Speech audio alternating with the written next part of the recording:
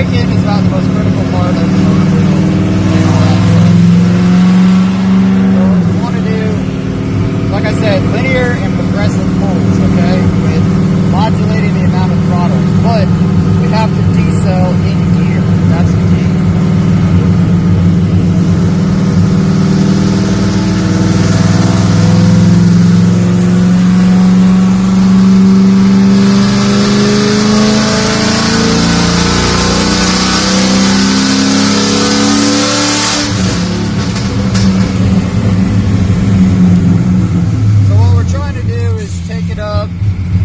Like I said, linear and progressive.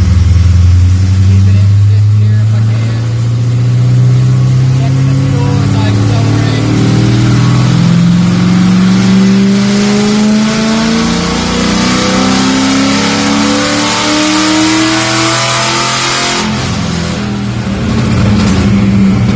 And I'm letting it decelerate in gear. That's the main key.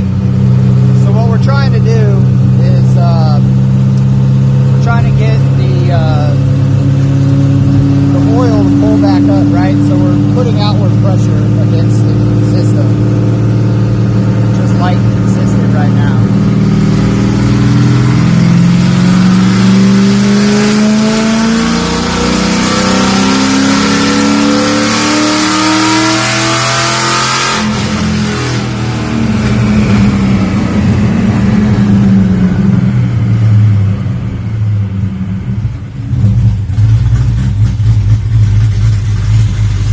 Alright, so basically what we did, we let it get up to temp, you know, we pulled it through some kind of linear and progressive pulls just to get it to try to seat the rings a little bit. Alright, I'm going to start working on the tune a little bit while I talk. So here's the thing with breaking your engine in, right?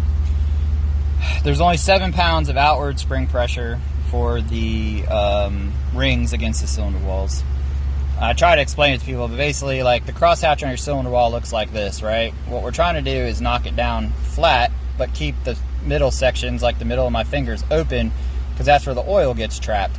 The oil is what actually seals your engine, right? The oil in the cylinder fills in the gaps with the rings, and that's what actually makes the seal. Well, if you're knocking all this crap off and it ends up filling in those holes, there's nowhere for oil to go. The only way to get that stuff out is, you know, deceleration with vacuum. So you accelerate with pressure, because that's pushing your rings outwards into the cylinder, right? And then as that's sawing up and down, it's sawing these tips off and it's bringing them back in and trying to flatten out the wall. But we got to keep this space open, so that's why you decelerate in gear. Now what we're trying to do is basically, you make sure your fuel's right. Like, I got to pull some fuel out of this one, so that's kind of what I'm doing right now. I got to pull like another probably 5% at idle and probably 10% across the board, because I'd already pulled about 10% at idle. So the you don't want to wash down your rings either. So what that means is basically you have too much fuel in there, and the fuel is eating up the oil, right? It's washing it out. That's why it's called washing the rings. And it's hard to get oil back in there afterwards, and you can cause a lot of damage. So, like, I like to say linear and progressive, right? We do linear and progressive power pulls, which when I start this back up, that's basically what we're going to start doing. As you're applying pressure to the cylinder and letting it accelerate, first couple things you're doing is just checking the engine, right? So we get it warm, we accelerate, decelerate a few times, see what's going on, then we get back out, which we're doing. We're checking coolant levels, oil leaks, you know, any of that kind of stuff. And consistently checking the tune just to make sure. I like doing this on the dyno because it's a controlled environment, and I can use the dyno brake to decelerate the car, although what do you call that, load braking, or, you know, brake loading, or whatever the hell you want to call it, it's applying vacuum. So that's why you have to leave it in gear.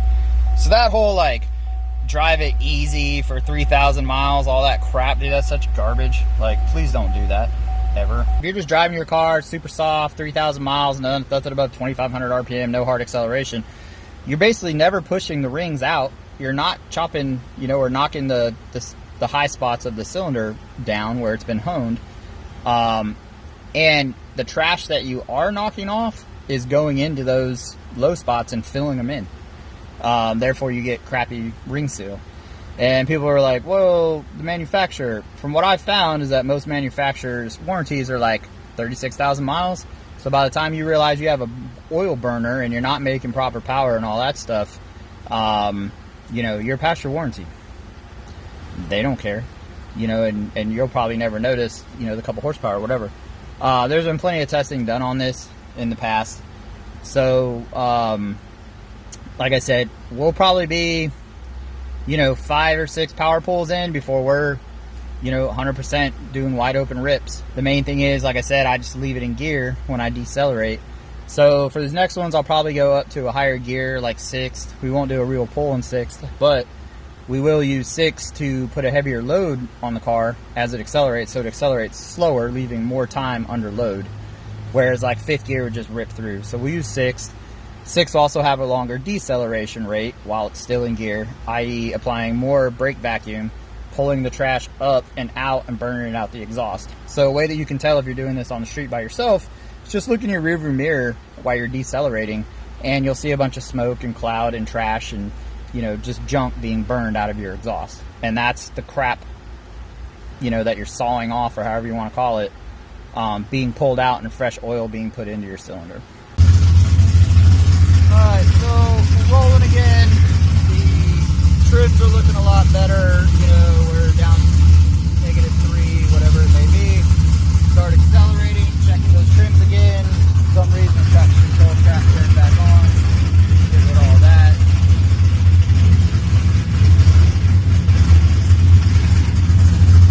And we'll start accelerating up here.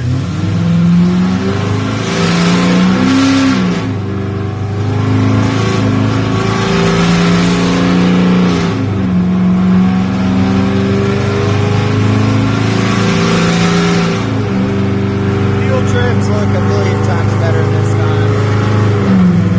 So now that I'm pretty confident that everything's good with the motor and all that stuff, I'm going to use the higher gear, 6th gear, and I'm going to start applying basically full power, I guess you could say, but we're not going to go high up on power. We're going to watch the wideband and make sure everything's good.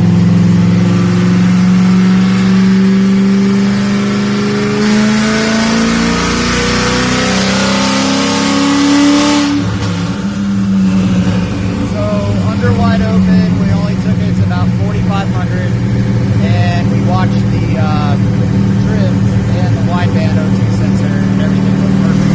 So I'm going to go a little bit higher this time.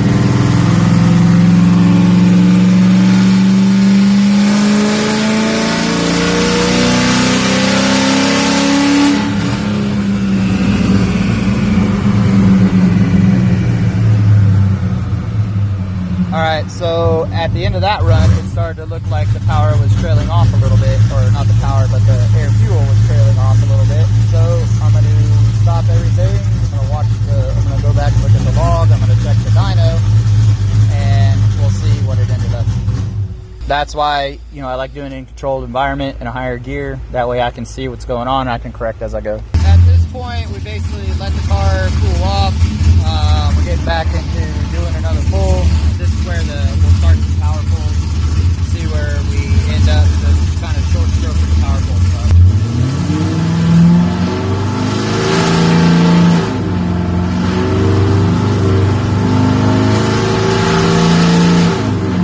So on this one, we'll go back to 5th gear, keep it low in the RPM, probably stick to like 5 grand.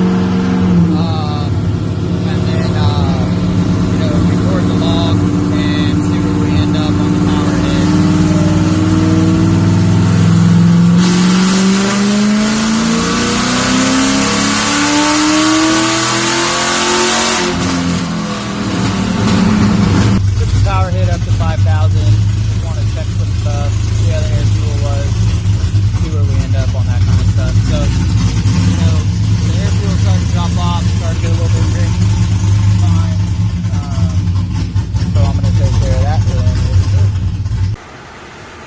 So to finish this up, what we meant by linear and progressive, right? Unfortunately, we lost tack signal on one of these. It would look like ridiculous if I put it up the other way.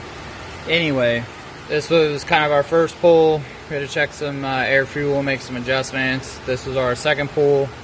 Again, just went a little bit further down the RPM line. Actually, we had like a 4,500 pull somewhere in there. I'll have to find it. This is a fresh motor that we did our braking procedures to. We checked plugs. We did everything in between. But like I said, we did, you know, one pull, then a little further, then a little further, then a little further, and then finally, you know, our all-in pull.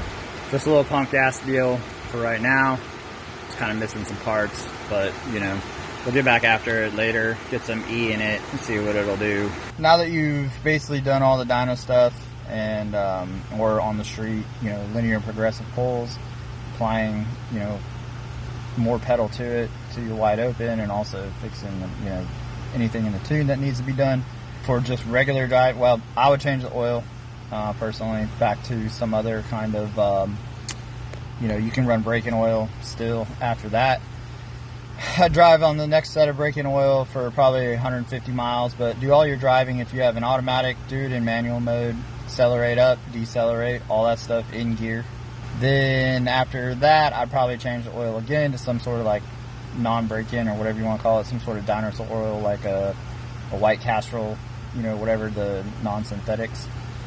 Run that to about 500 miles, and then after that, if you want to go to, you know, run whatever oil you want after that. But that kind of concludes how to properly break in a new engine, or at least the way that I do it here. Good luck.